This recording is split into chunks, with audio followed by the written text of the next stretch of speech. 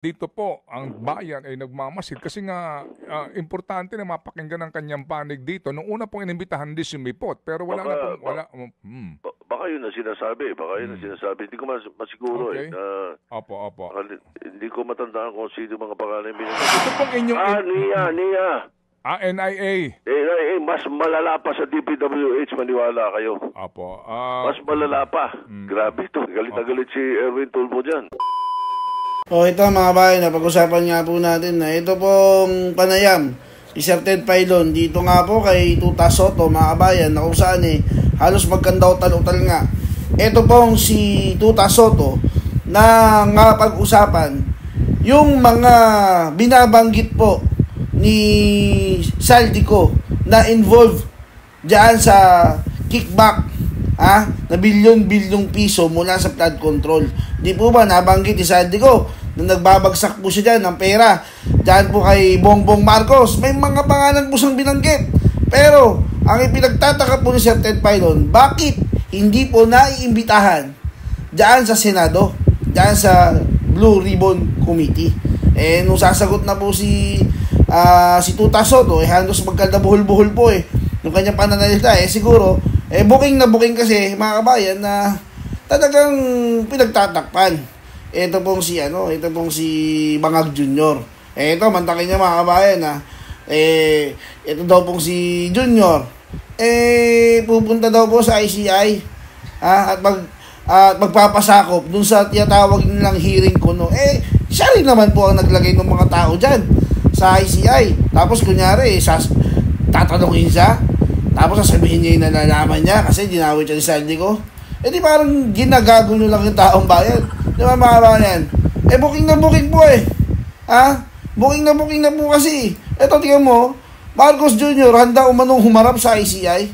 Harap ka diyan sa binuo mong grupo na yan. Anong tatanong nila sa'yo? Ikaw nagpapasweldo sa kanila. Di ba?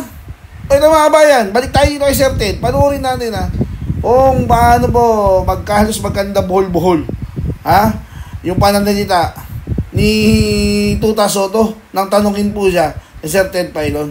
Ito ba, panoorin po natin mga bayan. Opo, walang pinag-uusapang imbitasyon kay Try-Give Olaybar? Kasi ito yung binabanggit ni Bernardo. At dito po, ang bayan ay nagmamasid kasi nga importante na mapakinggan ang kanyang panig dito. Nung una pong inimbitahan din si Mipot, pero wala na pong wala. Baka yun ang sinasabi, Hindi ko masiguro Okay. Opo. Hindi ko matandaan kung sino mga pangalan binanggit. Pero yung katulad nung kay Tri-Chief Olaybar na yan. Di ba mga bayan, nag-ulyanin na po. Hindi na daw po niya alam. Hindi na daw po niya maalala. Wala na po siyang alam. Nag-ulyanin na. Basta pag ang ituturo ng witness o ng ebidensya si Bongbong Marcos, si Tuta Soto, nag-uulyanin na po. Hindi na po niya alam mga kabayan. Hindi na po niya alam.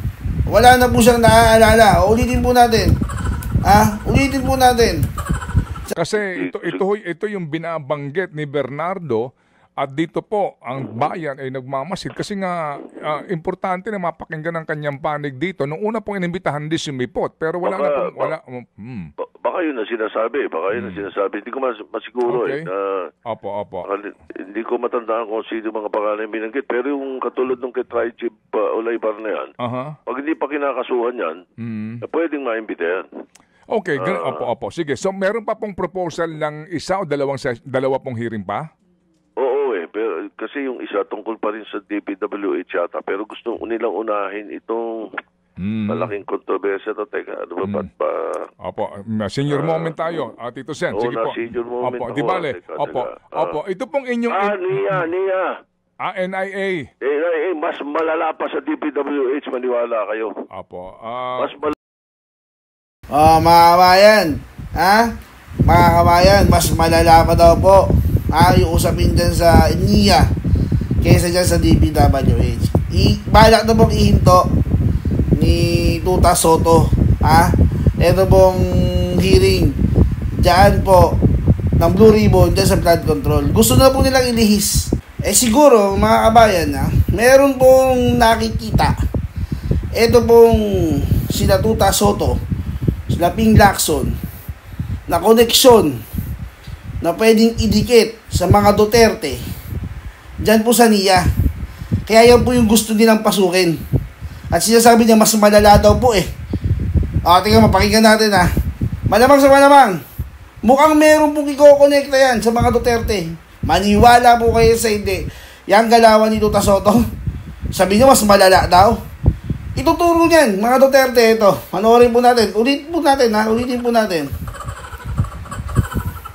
Pero yung katulad ng kay Tri-Chief Olaybar na yan, pag hindi pa kinakasuhan yan, pwedeng maimbita yan.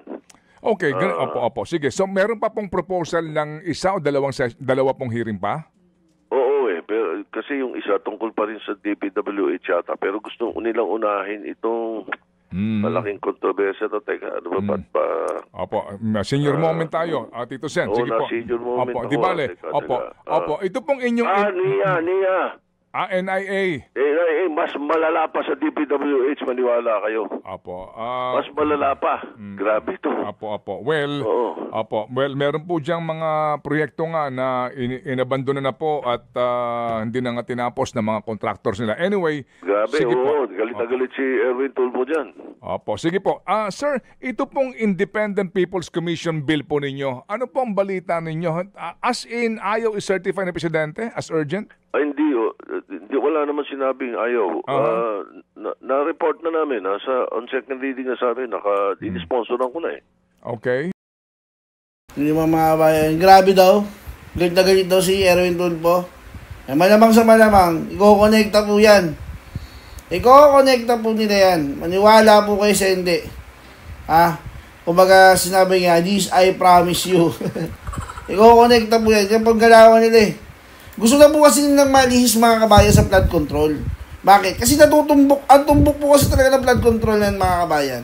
Si Romualdez at si Junior. Silang dalawa po talaga ang tumbok ng flood control na yan. Ngayon, bilang mga tuta ni Romualdez at ni Junior, ay po sila Ping Lacson at Tuta Soto ay gagawa po ng paraan para mailihis. At ngayon mga kabayan, ayan na po yung paraan na naiisip po nila. Napapalabasin po nila yung NIA.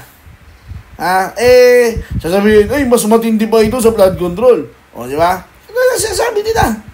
Mas matindi daw po sa flood control. Mas malala, mas grabe. Tapos mamulat-mulat mo, mga kabayan, ang tumbok na niyan, si Pangulong Duterte. At yan ang gusto nilang punteriyahin. Gagawa ng paraan yan para ang mga Duterte ay siraan. At ano na mangyayari sa flood control? Mga bayan, ano po mangyayari sa flood control? Makakalimutan na po. Diba? Ganyan naman kasi karamihan sa mga Pilipino eh. Makakalimutan din yan. Kaya tingnan mo, hanggang ngayon ayaw bumaba eh, diba? Bakit? Ang mindset yan, makakalimutan din ng mga Pinoy yan. Makakalimutan ng mga Pinoy yan, yung flood control. Saka na ulit, pag bumaha. Saka na ulit, pag bumagyot, bumaha, saan nyo na ulit maalala yan? Flood control. Di ba, tatapusin na nga eh. Tatapusin na, bakit? Ihinto na sila kay Saldico. Si Saldico na nga daw ang pinaka-mastermind eh. Edi good luck po. Di ba? Sana lang po talaga bumilis-bilis yung karma sa inyo. Tingin nyo, nagsisimba kayo araw-araw, gabi-gabi, linggo-linggo. Kakapal ng mga pagmumukha po ninyo. Diba? Sana lang po talaga mapabilis na yung karma sa inyo. Sana po, yun po ang tanging hinihiling. Kayong mga magnanakaw dyan, kayong mga nagpapagamit, kayong mga politiko, na pinipilit nyong i-twist, i-bend ang batas para lang pumaburo sa inyo.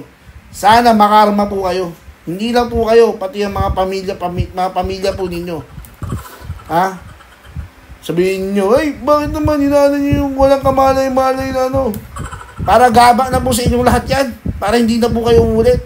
Hanggang sa kaapu-apuhan po ninyo, makarma. Kung hindi naman talaga totoo, ba't kayo matatakot? Diba? Ba't matatakot kayo? Kung wala naman talaga kayo ginagawang mali.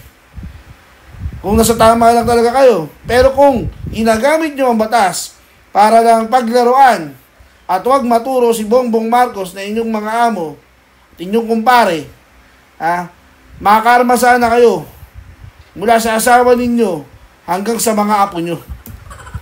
At dyan na lang po mga bayan, tatapusin po natin ang ating video ngayong araw at magkita-kita po tayo sa susunod pa nating mga video. Paalam.